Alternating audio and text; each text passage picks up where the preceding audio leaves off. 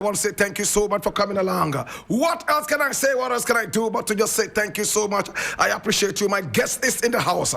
Now, as advertised, I have my guest in the house. Oh my God, have mercy. And I'm so excited. Now, according to Wikipedia, she was born on the 17th of November in 1957, a few months after the independence of this beautiful country. She doesn't look her age at all, if this is anything to go by.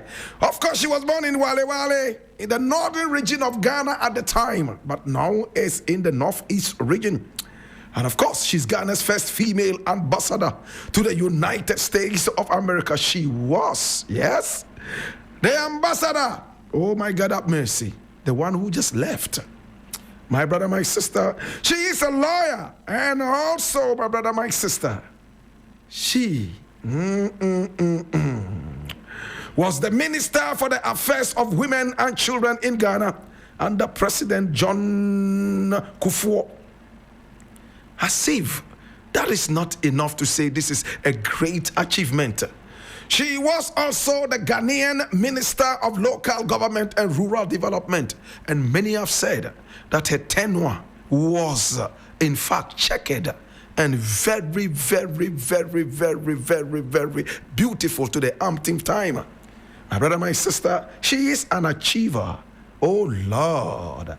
Hajia Alima Mahama also served as the Member of Parliament for Nalergu Gambaga constituency and a member of the New Patriotic Party in the 7th Parliament of the 4th Republic. Hey, and if you look at the dossier, it goes on and on and on and on. I'm normally interested in the education. Hey, she started off going to the Wesley Girls Senior High School, Cape Coast, and then she continued to the University of Ghana, rubbed shoulders with the men in the class, and got what she wanted, came out with a bachelor's degree in law and sociology, and then at the Rutgers University and the University of Ottawa in Canada. Lord God have mercy.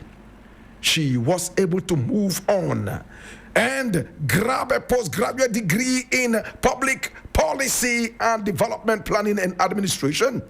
She has also earned a master's degree in development studies from the Institute of Social Studies in the Netherlands. Hui!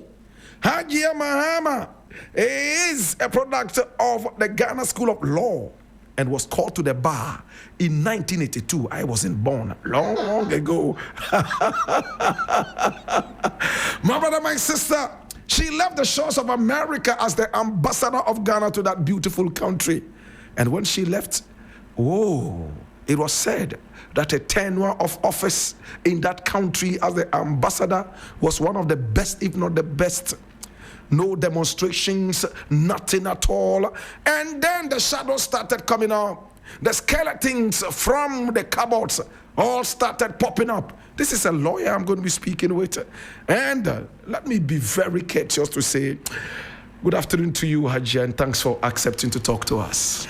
Good afternoon. Thank you for inviting me. Now, have you been well represented? Were you born in November 1957? Yes, please. Woo! Interesting. You don't look your age. What have you been eating? Brass soup. Brass soup and TZ, but I eat a lot of fruits. A lot of fruits. Whoa. So you are married with children? Was married, but I have a child. You have a child? Wow. A male or a female? Male.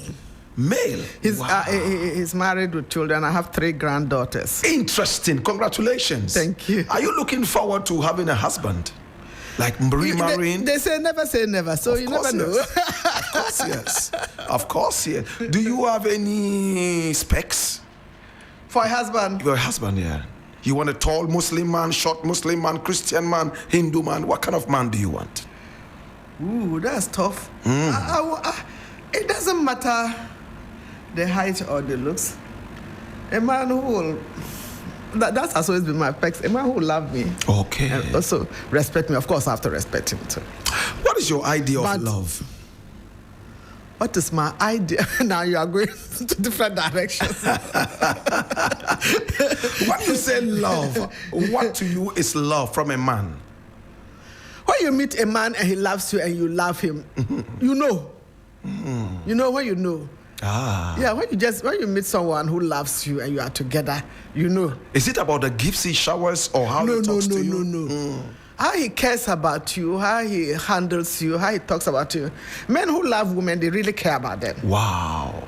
And they protect you. Yeah, so you will see it. You'll see. You'll feel it. And it's like, of course, that doesn't mean he will not be upset with you, but you will know it. You will see that this man cares about you. Do you have any age preference? Of course. I'm in my late 60s, so I will not want anybody in the 50s. Oh, really? It means some of us are disqualified. But let me say, it's not really my priority now. It's not. Yeah, it's not. It's not your priority. Yeah. What is not your priority? A husband? Yeah. Or the age? No. Getting married at this age, I mean, I will not be able to deliver. Oh, is it about giving birth alone? No, I say deliver. I say what is expected of marriage. Oh. You can't do it. You can't cook anymore. You can't clean. Oh, for that one, it's not a problem in the sense that these days you have people who help you. Wow. Even in my household work, I have people who help me. So what can't you deliver? Hey, Black Rasta, leave me alone. I don't come for that. This is 3FM. Hajia Alima Mahama is my guest. Maybe he may want certain things I can't do. This is 3FM. But companionship is important. Yes, it is. Right now, my granddaughters are my companions, very close. Wow. They love me, I love them. Wow. And I don't know, maybe I'll get a man who will love my grandchildren too. Yes. It's a priority because love me, love my dog. Yeah. For my son, he has his wife, so he's not an issue for me. He's 43, going on to 44. Ah, wow. Interesting. Congratulations, Hajia. I mean, you're a family woman. And maybe next time we'll find time and look into your family, and that will be another story. Yes, please. But for now, walk me through your upbringing. Where were you born? To who? And what were your interests when you were growing? I was born in Walwale, as you indicated. My father was Mr. Mahama Tampuri. Actually, at the time I was born, he was the MP for Walwale. Those days, it was called West Mamprose and Mamprogu Makdure. It wasn't called Walwale. In the days of Kwame Nkrumah? Yes, but he was Northern People's Party. My father was Northern People's Party. Okay. So he was the MP for Walwale. He won in the 57 elections, before the independence election. And my father is a Mamprose from a village called Ablakwa. Wow. And he comes from both Walwale and Alergo because his father was in Alergo. He went to school in Gambaga. Yeah. And my mother is from Dusi. Dusi is in Talansin district, Tongo. Oh, wow. Tongo, so my mother is Talansin. Whoa. Yeah. And both languages are so close. In fact, they are actually one people. Close. Historically. They are close. Oh. So the Upper East people pamper me. Interesting. They call me their daughter and they are my uncles. Oh, and yes. aunties, so they pamper me. Interesting. And what schools did you go to at the beginning? I went to Walwale Primary and Middle, continued in Nalergo, and then went to St. Francis Girls Secondary School, Jirapa, from Form 1 to 5. And then went to Wesley Girls High School for 6th form. St. Francis was 70 to 75. Interesting. Wesley Girls 77 to 79. And then proceeded on, proceeded on to University of Ghana. Yeah. Wow. Oh, no. 70 to 75. And Wesley Girls 75 to 77. So I'm with the Wesley Girls 75 group. Then went to Legon 77. Got my first degree in BA Law and Sociology. Continued to law school. Was called to the bar 82 December, 1982 December. And then went to work in Tamale. I did my national service, worked with NORIP, Northern Region Rural Integrated Program. I know NORIP very well. Okay. Ooh. And I was in NORIP for so long. Then from NORIP, I came into politics. Interesting. Yeah. Did you always want to be a politician or a lawyer or both? Actually, I didn't practice law for long. I practiced law for just 3 years with Mr. Mohammed Mumuni. his chambers. I was practicing with him for 3 years in Mohammed Mumuni chambers. And then I went off to work with Norip. I did my national service in Tamale Secondary School. 2 years national service, went on to Norip. And here I am. So law was not interesting to you after some time, right? I practiced law, but when I went and did my master's in development studies, I moved on to development studies. And I moved on to law development studies, but I used to once in a while go to court. And the woman used to tell me that, look, you have to decide. You can't do law part-time. You can't do law part-time. You have to do it either full-time or stay distant. So I just decided to focus on development planning. And once I was doing development planning, it was interesting, rural development and regional development, traveling around the whole of the North. And I started doing consultancies too as well.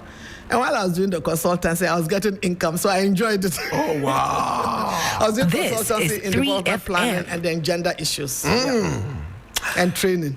Hajia Alima Mahama is my guest. We are having a beautiful conversation. Now let me zoom into your stay in America. When did it start? 2021 or 2022? As ambassador, 2021 June. But I've studied in the U.S. in Rutgers University. I went there as a Humphrey Fellow in 1999 and 2000. So I'm going to concentrate on your ambassadorial duties right there in America. Yes, please. What was it like being the ambassador of Ghana to the United States? It was nice. I liked it. And it was not hectic like when you are a politician, MP, and minister. Like, it was peaceful and successful. I had a lot of interactions, and because I had stayed in the U.S. before, I knew the ropes. So interactions, I knew the system, and I had a very supportive staff of the foreign service. Right. Minister of Foreign Affairs, the home base, they were very supportive. When I went, most of them were women. I see. And they were all the head of chancellery was a woman. The accountant from Control and Conduct General was a woman. The head of diaspora and economy was a woman. The political section was headed by a woman. The trade and industry was headed by a woman.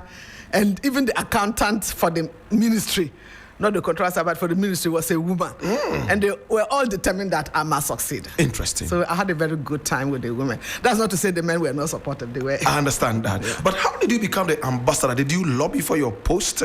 Did you choose it, or it was chosen for you? You recall that I was Minister for Women, Minister for Local Government, and I was an MP. I lost my Nalergo seat. So I was no longer an MP. And the president thought I was good and that I had good knowledge in public policy and had a good nature interaction. So he thought he should send me to the United States as Ghana's ambassador to the United States. And I had a very, very good interactions with all the players there, peaceful, happy interactions. I want to believe that our host nation was content with me. Interesting. Okay, so as an ambassador, I mean, you achieved a lot, but let me just digress a little bit. Why did you lose your seat, your parliamentary seat? What was the problem? I think the main reason was, sometimes you do something good, but something bad comes out of it. For me, I think the main reason was the formation of the region. Yes. I worked hard. I lobbied for us to have a region.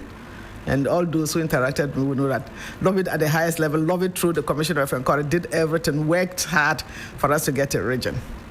And everybody in the area wanted a region, I must say, and all people helped in one way or the other.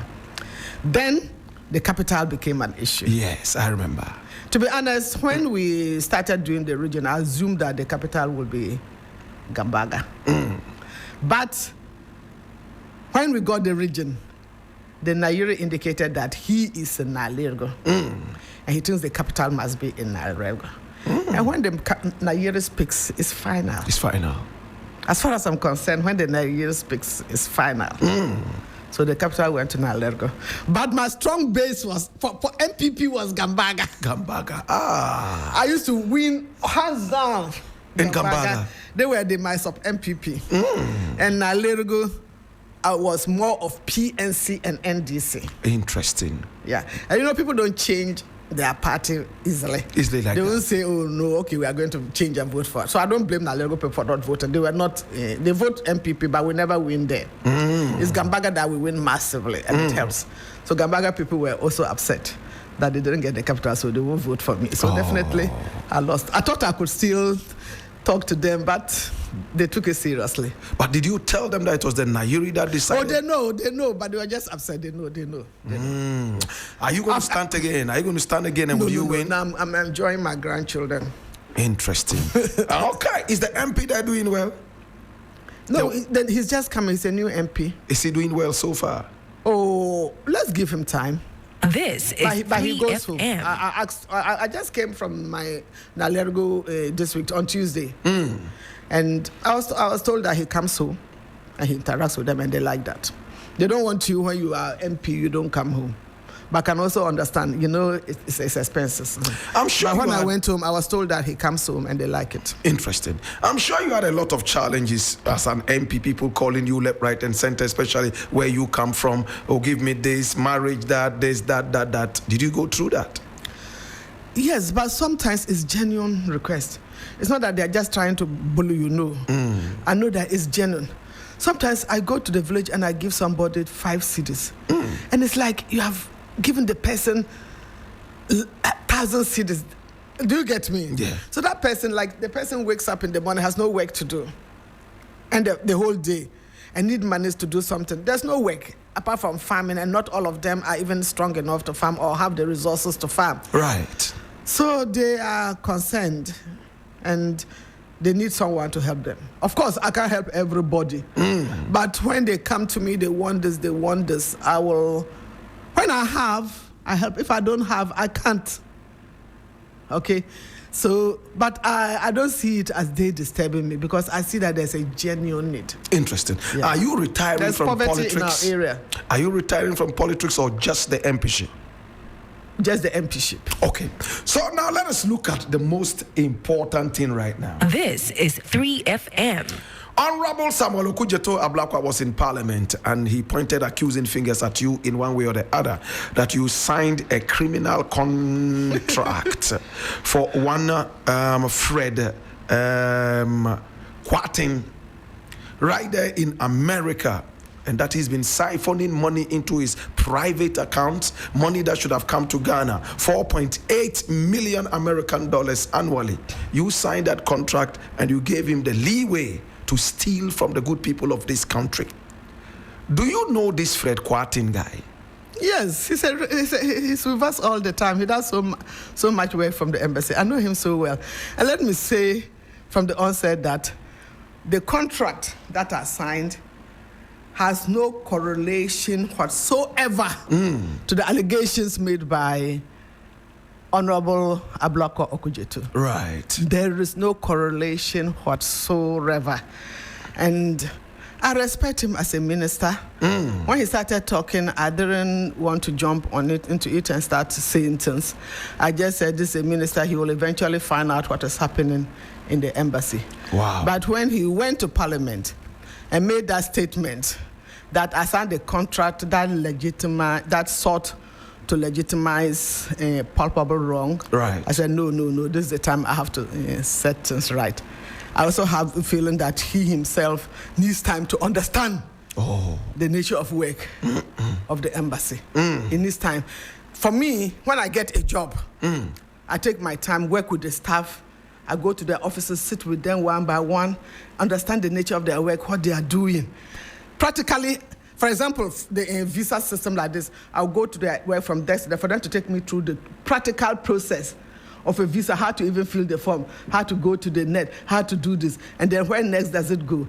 I learn distance. And when I have a work environment, I want people to be happy and have peace to work. That is my trademark in all the ministries that I went with.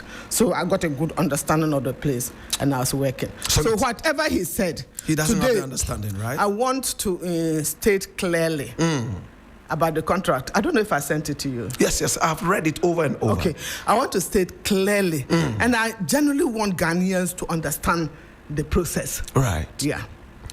We have the responsibility for issuing visas. Yes. And visa goes in a passport. People bring in their passports for visas, and you have to return the passport after issuing the visa. Or people apply for Ghanaian passports after we get approval from Accra, and then we issue the passport. It has to be sent to the person. So now we have a system that you will take responsibility for retrieving your passport. The individual applicant takes responsibility. Embassy does not pay any money to mail your embassy this to you. So we have 3 processes when you apply for a visa. You either click and go the line of a company to use that company to work on your visa, to retrieve your passport for you and mail it to you. Or you click on, I will come and get it, or you tell the embassy, I'll come and take it myself. Personally. Or I will do self-address envelope and send it to the embassy, and the embassy should mail it to me. Okay? We had problems with the self-addressed envelopes. Sometimes they won't put the correct address. Sometimes they won't put the right postage on the, they don't pay the right amount. But when we are sending, embassy is the sender. Yes. So it will go to FedEx. If the address is back, they will return to us. If the address is not bad, but the postage is not, the amount it's not accurate. The amount is not accurate. It's less than what they charge. They will mail it, but they will bill the embassy. Right. So it even came to a point that they took the embassy to collection. Wow. They sued us. Not sue, but they took us to collection. And the collection agent was on there to collect the money. The monies. And Ghana budget, there's no budget for posting passports. So, and during the return, the initiative of return, year of return, we had huge volumes of people coming of us. And sometimes we ourselves in the embassy will do the address wrongly. And then sometimes people apply in group. And when they apply in group, we are allowed to put 3 in one envelope. Yes. Sometimes we end up messing them up. And there were usually problems. So just said, look, this was even before I went there. They decided that, look, let's take this mailing process out of our work. In any case, Ghana is not in courier service. We don't operate courier service. At the embassy? At the embassy. We don't operate courier service. So let's take it out. Fred Quatin was asked to develop a method. And he said he already had his company and was already doing some of this work for them. So, he was asked by the embassy? Yeah, to develop a method for that. That was 2019. The courier method? Yes. So that to follow our system, have a good understanding of our system so that you can mail appropriately. And because he had been in the embassy, he knew the process. So he developed a method, and we allowed him. This was 2019. I went there 2021, and he started the process of delivery. And it went on well. It went on well. So what the minister was talking about, if you apply for visa, it's not mandatory that you use the private company. You can, for example, say, I'll come and pick it myself. Or you provide a self-addressed envelope, mail it to me. And many people in D.C., Maryland area, and Virginia, many of them don't mind. They'll either give self-address or just say, I'll pick it up myself. And they do that. But if you are in California, or you are in Arizona, you are even in the Colorado, Minnesota, the Midwest, or even Florida, Atlanta, do you want to be flying in for your passport? So many of them opted for the private company. And the private company was effective for them. So I went there, I observed 2021, I observed it was working well, 2022. So while I was there, complaints about visas reduced. And the main thing was passports were not getting lost. Or they were not getting mixed up. So that is the process. And it was going on well. So 2021, I said, you are doing this in, you have a company and you are doing this business, but there's nothing formal on paper. I have to give you something formal on paper. Oh, you proposed that? Yes. I said, I have to put something formal on paper, so you people bring a draft. So they brought a draft. I studied it, I looked at it, and I said, yes, my concern is one, Ghana government does not incur any expenses. We don't pay you a cent for this. So there's no money obligation on Ghana government. 2, we are exonerated from any issues that you have. For example, non-delivery of a package, or a passport is lost, or there is a problem. You, the company, will be held responsible, not Ghana government. So that's what I put on paper. And that's the essence of the paper.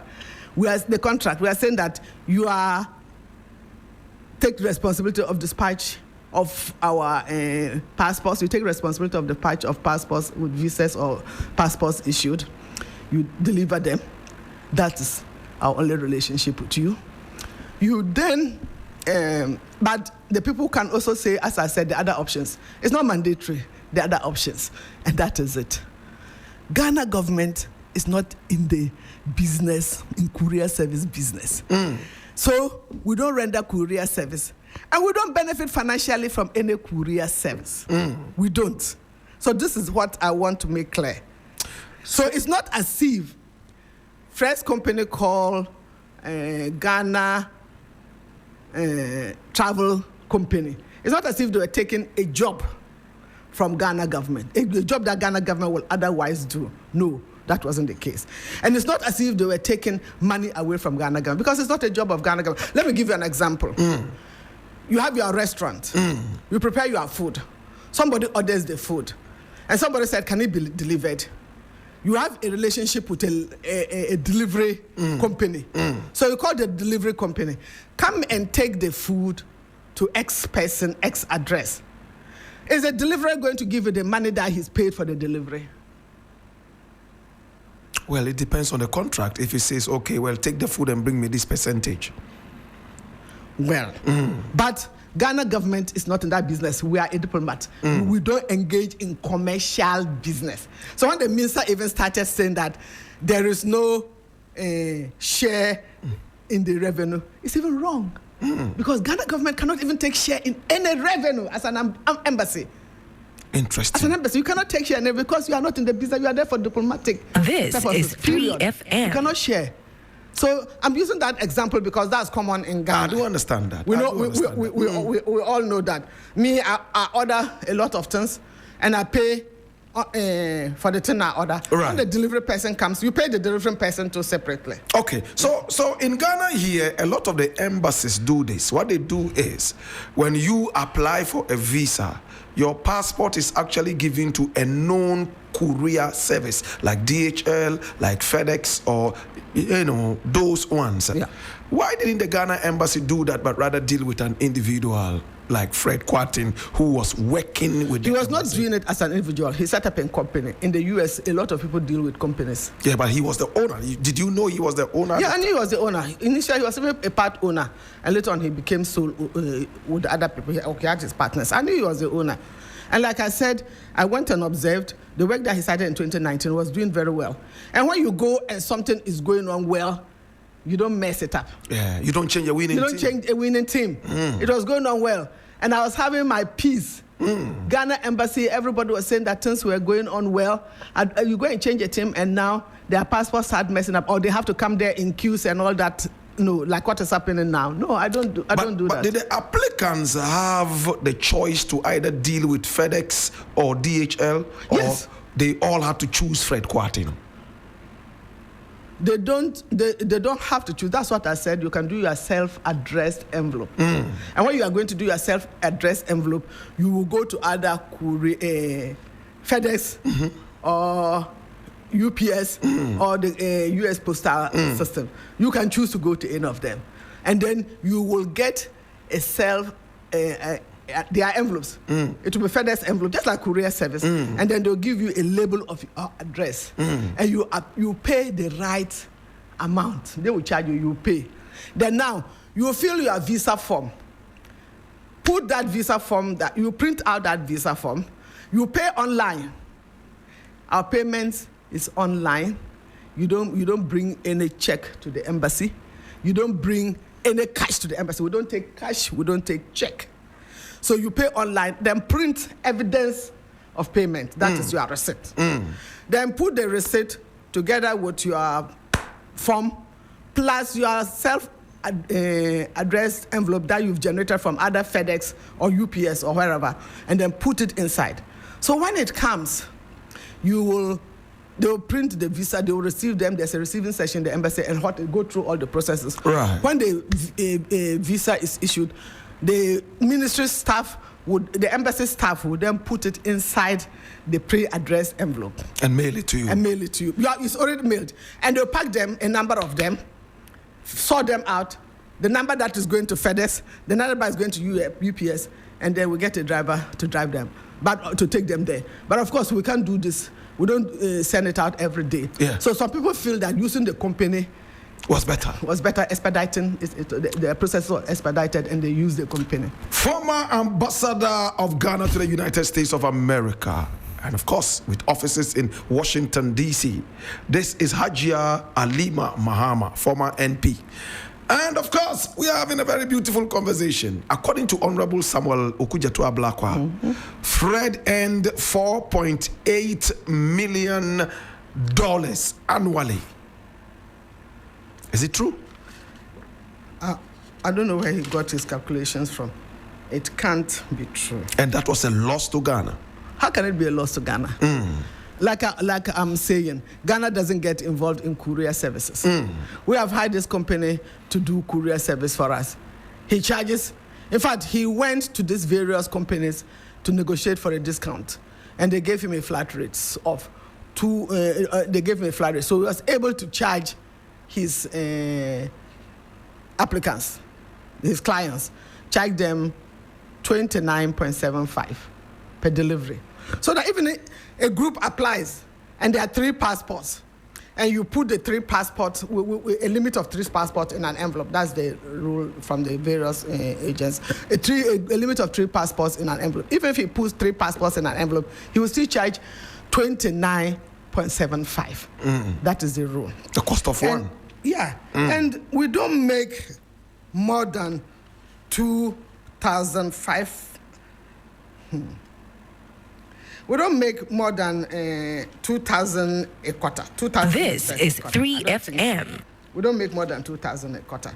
And the embassy itself, our revenue from visas, we usually 4 million, 4.2. Sometimes even it's under 4 million. Under 4 million? And we charge for the whole embassy? Yeah. I mean, for visas in a year. And we charge between $100 and $200 for visas. For regular visa, ordinary visa, you charge 100. If you want expedited service, we charge 130. If you want multiple single, when I say ordinary single visa, that's 100. Single expedited is 130.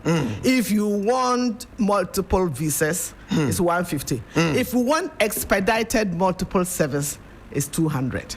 So the range is between 100 and 200. And they pay for these visas, and like I indicated, they pay online. And all this payment goes direct into our account. Okay. You know, when you pay on credit, usually there's a merchant service company that manages that. It goes direct into your account, into the bank. That is it. So he has no access to any visa money. No way. Yeah. And passports to the same. We don't collect cash. We don't collect checks. You pay direct online. And all you bring to the embassy is evidence of payment. The receipt is provided by the system. And then you bring it and you get your amount. According to Honorable Okudzeto Ablakwa, Fred Kwarteng was able to put a certain link on the official Ghana embassy website, directing applicants to him so that he would rather work with them and give them the visas. No, the link he has is, from the beginning, we'll tell you about the services. You can do it through a private company. You can do it through self-addressed envelope. Or you can tell us you are coming to collect your address. So it's not mandatory, okay? Let me explain. So if you go after filling your visa form, and there's a place for you to choose, then you click. If you want the private company, you click. That's what then leads you to Fred link. So it's not as if he put it there. That is part of the process. Then you click and go to the company, Travel and Tours. It then takes you to their website, and then you then contact your courier service affairs with them. That is it. But he doesn't have a link that will say, chatting with people, come to my place. No. And in the US, they have their own system of advertising themselves, which is not within our link. Applicants never contacted him directly for visas? It's possible, but it's not under the under the supervision of the embassy. We don't have that. In the US, they have what they call documentation support. Companies, private sector companies, people go to them to help them fill the forms, do various services for them. Okay? So that is not within the contract. Do you get me? If someone goes there, we are coming for documentary support services. That is absolutely not within. It's different from the courier contract. Yeah, it's different from the courier contract. And the contract that I gave him was specifically for courier contact. And that was, you would dispatch the mail. Ghana government, the relationship is between you and the applicant for the visa or for the passport. Your responsibility is to dispatch them. And Ghana government does not pay anything to you for that. You will set your charges and receive from them. We don't even tell them to send. We just say that Ghana government does not offer you any payment. Hajia, do you know? And we also we also indemnify ourselves. Okay. We don't take responsibility. This is 3FM. So that is a pure simple work. Yes, simple. Yeah. Hajia, do you know if Fred was getting clients back door, and then he would take their applications and go into the embassy and lobby for them to get the visas, or maybe even issue the visas himself? He cannot issue a visa. Okay. But it's possible that he can lobby. Like, for example, even me as an ambassador, I'm sitting there, someone calls me from Ghana, Black Rasta, you have a friend in the US, you call me, Hajia Alima, my friend, Touchwood, my friend has a funeral. Especially people have funerals and they need to move immediately. Can you help? I will call the consular director and say, we have this person who wants support and they need to move immediately. Can you provide a visa for them? So it's possible that some of the staff, some people will do that. Yeah, it's possible. I will not say that is not possible. What kind of person was Fred? Behaviorally, what was his behavior like? In terms of my relationship with him, is professional. Do you get me? I don't look at his behavior, what he's doing, what is that. I'll say he said this is that. It's professional. Don't forget, I'm ambassador. Right. I'm ambassador. The one who nearest to me is the head of department. He was not a head of department as such. Yeah, he was not a head of department. He worked under the head of chancellery. So he was not a head of department. So that's the relationship. Of course, if I have a technical IT problem with my network, I'll call him I'll tell the officers, call my secretary. My secretary call him, please come and set up. Or I have a Zoom meeting and something is wrong. Oh, my secretary, I will not even call him. My secretary will call him. Do you get me? So in terms of his behavioral, I don't have this. I'm talking professionally. Professionally. The work that he was doing. This and is I want 3FM. to emphasize that we gave him this contract, which he started the work in 1920, 2021. I came in 2020. I observed and I felt that it was good and I'm not going to break it up. And the management came to brief me and took me through and why they were using him. So 2023, I felt, and you know what? There was a glitch. Tell me about the glitch. There's a glitch in FedEx. You know, these systems this IT system, sometimes there's a glitch. And it affected the delivery systems. So our passports were held up in Memphis for I think a couple of days. So I started getting calls. You know, people will call. I haven't received my passport. I haven't got this. People will call. People were agitated. So, and I have to tell them that, did you ask us to mail it to you? What did you say? No, I chose a company to bring it. And I said, it's your relationship with the company. It's not your relationship with the ambassador. Interesting. It's not your relationship with the embassy. So that was when I started saying that this thing, I have to have a formal document. So that if there's any issue, they don't hold the embassy responsible. If you go and enter into a transaction with a private company for the delivery of your passport, you don't come to blame the embassy when there's a delay. But by and large, they were delivering well. But for this period in 2022, somewhere, I've forgotten the month exactly, where there was the glitch at FedEx, there was no problem throughout. And you know, when there's a glitch, they don't sit for weeks. Within a short time, they fixed it. So they fixed it. And then things went on fine. But then I decided that I need to indemnify Ghana. I need to put this on paper. And you did it. And I want to emphasize, the thing I want Ghanaians to know is Ghana embassy is not in courier service. We don't provide courier service. So there was no conflict of interest? No. Ghana embassy does not provide courier service. We give that service, so we give that service out to somebody to provide. And Ghana embassy does not benefit financially from any courier service. We don't engage in commercial transaction. So to talk about money and therefore there's no revenue sharing. You can't even talk about revenue sharing. If you go to Yoko to talk about revenue sharing, Yoko will say, no, Ghana embassy cannot get involved in any revenue sharing. We don't do that. Interesting. We don't do that. Do you know? So those are the two things I want to let Ghana. So Ghana did not lose any money. Okay. It's not This is 3FM. The company took the work that Ghana government would have done and received some money. Okay. No. We don't do that work, so we couldn't have received that money. So what you are saying is that there was no conflict of interest, even though Fred was employed there as an employee of the Ghana embassy and had this private company. Yes, as I indicated, he was taken as a temporary. Actually, he's been in and out of the embassy since 2013, and he was given a letter as temporary employee in 2015. Renewed in 2016. Full-time employee? No. Temporal. 2015, 2016. So the fact that he said he was even given a letter in 20 August, he decided that he decided to choose 2017. He should have gone back in the files. Then you see 2015, 2016, 2017. You understand? Yes. And he's not a permanent employee. He's not entitled to health insurance. You know, in the US, when you recruit people, they are entitled. He's not entitled to health insurance. He's not entitled to leave. He's not entitled to leave. So he doesn't get any leave benefits. Right. And they had picked him up to solve a problem.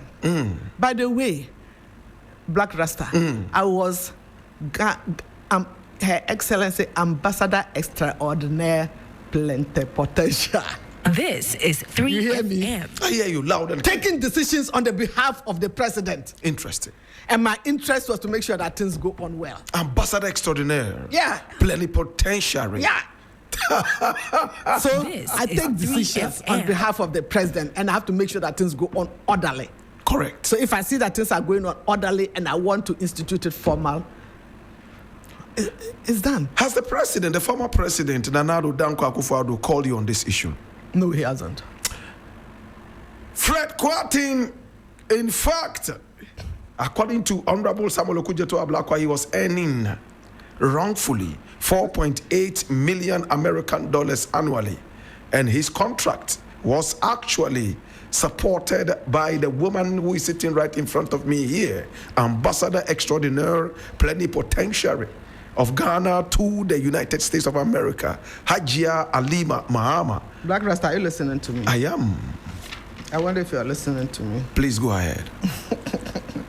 In a quarter, we don't make more than 12,000 visas in a quarter. So in a year, we don't make more than 48,000 visas in a year. I heard that clearly. We make less. So multiply that by the amount that they get. So even with the visas that we charge 100 to 200. 200, yes. We get 4 million, sometimes less. Okay? So someone who is charging 29.75 for the visas, even you have to also even remember that sometimes they come in a group. He can't possibly be making 40. He wasn't doing the visas alone. He was also charging people to fill their forms. But that is not the business of Ghana government or business of the embassy. That's not my business. If you decide to go to that, help me fill a form, documentation support, and he does it for you, and it is legal in the US, am I coming to say that? No, don't go and get documentation support. Even here in Ghana, when people want to fill US form, they go and look for people to help them fill, don't they?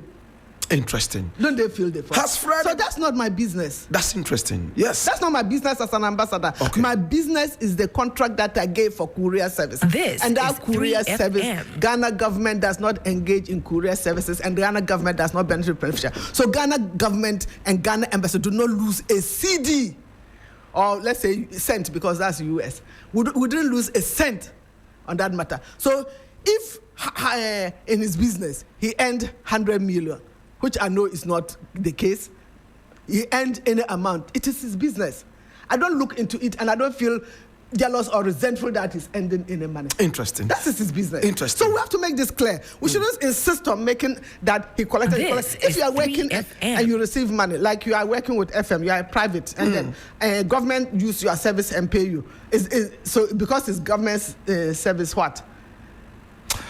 It's private business. Hajia Alima Mahama is my guest. Besides, we didn't pay him anything, and we didn't lose anything. The work, I want to emphasize, the work he was doing was not work that Ghana government would have done, and therefore we are no more doing it. It has been given to Fred, and therefore we have lost something. We haven't lost anything. Do you think Ghana government should include courier services to his work? No. I don't.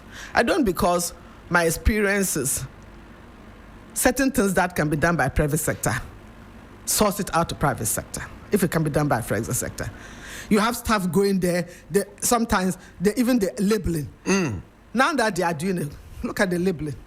If you find out how they are labeling and mixing things up, they took UPS federal. For example, was recently they took letters for federal for FedEx to UPS, and it was dumped there. Recently, and after some days, they had the people started calling. We haven't got them. Then they found out that they had dumped them at UPS. So they now have to go and bring them from UPS and relocate them to a, what do you call it? FedEx. And sometimes Ghana government incurs expenses, and it's against the regulations. You don't incur expenses. He also said something like the fees was not approved by Parliament. No, we do not. Parliament does not approve mailing rates in the US. You don't approve mailing rates in the US. Ghana government does not assume mailing. We don't use any money to mail. Do you get me? Those who come to pick, those who decide that I'm coming to pick my form, my passport. When the visa is issued and they call it's ready, you can come get it. They come get it. We don't pay them petrol for driving. We don't pay them petrol price for driving. There to come and pick it. You can't do that. Auditors will not do that. It's not our duty to do that. Ghana government does not engage in mailings, period. Simplicity. I'm going to ask you the final question. Hajia. Yes. Well said. Yeah. Do you think that Fred, who was employed by the Ghana Embassy, America, was involved in a conflict of interest? Working as a systems, whatever, an IT person, and at the same time operating his own business? That I can debate with you. It's debatable. Yes. I can debate with you. The fact is that's why I'm at pains. There's no conflict in interest as far as my mind is concerned. A job was to be done, and we sourced it, and it was properly done. It was properly done. And in my position as ambassador, I stated it, got reviews done. I looked at the reviews, and I think we had to continue. And I didn't plan to change it. And it's not as if he was competing with the embassy. He was not competing with the embassy. The embassy cannot engage in those services and receiving money for that. No, it's not done. When you look at our fees and charges, the regulations, the rule for fees and charges is on passport, This is 3FM. issuance of visas, and attestations. Those are the three areas. There is nothing like mailing on it. There's not, because mailing is a local, internal American arrangement. You look at the prices. So Ghana government Parliament cannot decide that these are the mailing, because we don't even pay it. You can't use Ghana government money to pay. It's only when you use Ghana government money, then Parliament has to decide how you use that money. I think we have to sit down again so we can look at, the true work of the ambassador. But when you look at WikiLeaks, you realize that the British, the Americans, their ambassadors, they are almost like nosing around and gossiping what is happening in this country. Then they write it down and send it to a certain, file, whatever they call it. And then the whole nation gets to know about. Do you do that as well? You go to the United States? Yes. Oh, you do? Anything that happens, we send reports. In the embassy, we have what we call political decks. We have economic and diaspora decks. We have trade decks. Then we have the consular section decks. If there's any, the consular section also backstop with providing information. So if there's any political issue, the political decks will write a report, come and we'll discuss. They'll write a report, I'll review it. Then we mail it to the embassy. We cannot send it out. I mean, we mail it to the ministry. We cannot send it out. If there's a critical matter that I need to discuss with the minister, I'll call the minister and discuss it. How about gossips? Like, I had a conversation with this person and this was what he said. Or if it is necessary for me to report, I'll report. You do? Yeah. If it's necessary for me to report, I'll report. Which was the most interesting you reported? Hey, you want me to come and tell you? This is 3FM. I'm a diplomat. Diplomat extraordinaire, plenipotentiary. Say that again. This is 3FM. This is 3FM. But our work, mainly State Department, the various institutions. For me, because of my development orientation and all that, I used to do a lot of talks to think tanks organization. For example, I was a Humphrey Fellow. So one time, the Humphrey Fellow year group, I closed their ceremony. I was invited by State Department to come and close their ceremony. I did that. The National Bar Association of the U.S., that's the black lawyers, all the black lawyers in the U.S. They honored me for my work. They gave me an award for outstanding leadership. So I used to relate a lot. My important assignment was to make sure that I have good relations with Ghana. Interesting. Ghanaians in the US, because I'm there because of Ghanaians. Congratulations, Hajia. And I had a good relationship with them. We have run out of time, but I'm going to ask you one question, last question, and I just need a one-word answer. So do you think that Honorable Samuel Okudzeto Ablakwa got it all wrong? Was he in a rush? No, yes, in terms of the diversion of money, he got it wrong. It's not possible to divert money from the embassy. Everything is done online. It goes into the system. And as I indicated yesterday in other conversations, auditors general come there every year. And when they come, they don't come to play. They are thorough. They come to work. Even we, the staff, sometimes we secretly get angry with them because of their thoroughness. But we work, when we meet them, we are pleasant and we work together. Control Accountant General, they have their permanent accountants there. They are regulating the account and they release monies. When money is paid, it goes through Control Accountant General, and the Control Accountant General, permanent senior staff at the embassy, they manage the account. They release money to us for our expenditure. So it's not possible. Let me conclude by saying that he should do his investigation, and I want the investigation to be done. And the investigation might come. He shouldn't just come and make allegation and then within a few years it dies off. He said he came. If eventually they go and they find some malpractices, it will not be because of diversion of funds through the courier. It will not be done. There could be other things that they will find wrong. Auditors, when they come, they come there to also help us in our work. They'll tell us that this is 3FM. Auditor, they will find some faults in some areas, but they are there to also help us. So they will have a meeting with a management report, a management meeting. Do this way, do this way, do this way. Those things are there. So you can always find some other things. But it will not be diversion of funds. It will not because Ghana government lost money because of courier service, because we don't engage in courier service. Thank you so much, Hajia. Thank you, Black Rasta. Alima, Mahama, diplomat extraordinaire, plenipotentiary, representing the government of Ghana at the time. Well, we're going to be closing and saying bye-bye, and thanks so much for coming. Do you have any reggae song that touches your heart that you want me to play? Reggae, I like Exodus. Exodus. Exodus, Bob Marley and the Wailers. Yes. Do you know that song? Yes, I know part of it. Oh, sing a little bit to me. When I was young, I could sing it, but now I've forgotten. Oh, but I still remember some parts. Even if it's 2 words, please sing to me. Let me hear you. Exodus, movement of Jah people. Aha, let's go. Play it. Oh my God, have mercy. Do you ride bicycles sometimes? Not now. When I was young. When you're younger. Oh, I see. Oh, it was something that you love doing, right? Okay. Thank you so And much, I can even Hajia. dance reggae. You can. Even now you can do reggae. Oh yeah, I love reggae. It's the Hajia, open the floor for me. Bob Marley is the best musician Ever. ever. Ever. Hajia, the floor is for you. I'll open the floor